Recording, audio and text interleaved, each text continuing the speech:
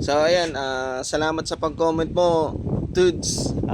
Good day sa inyong lahat mga Tudes. So may nag-comment ulit. So sabi niya, bossing, kung sleep on lang po, need pa ba magpa-remap?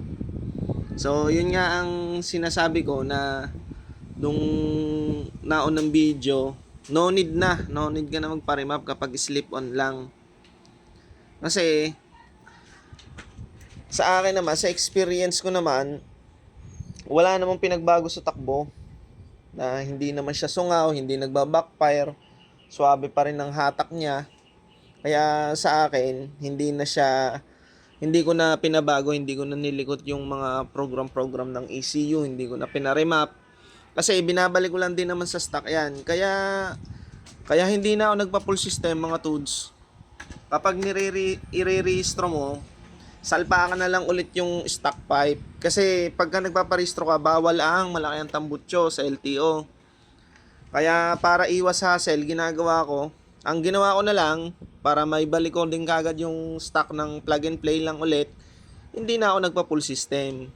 And then, sa group namin, sa CBR group ng Facebook, marami nagrereklamo kapag daw, kahit nga yung mga version 2, kapag nag-full system, nasungaw yung andar.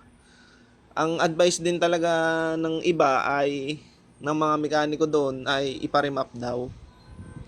So ayun, kapag sleep on, mga tudes sa akin, no need remap na. Kung stock lang din naman ang makina mo, no need remap na. Kung maliban na lang, kung may ginalaw ka sa makina mo, na nilagyan mo ng mga cams, yung may nag-comment din na kung magpaparemap lang din, lagyan daw ng cams, may babaguhin ka na or valve spring, no?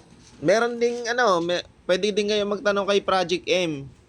Yun yung expert, yung Honda mechanic mismo na nalaban ng karera. Ang gamit niya, Winner X, CBR 150 version 4. Yun yung nililikot ang makina niya. Yun ang mga nililikot na makina noon ni Project M. So inquire kayo doon para kung gusto nyo palakasin yung K56 engine nyo. Siya yung expert pagdating sa K56, no, mga tuts. So yun lang naman. Pagka sleep on, no need remap na mga tuts. So sana nakatulong. Ride safe always. So comment lang.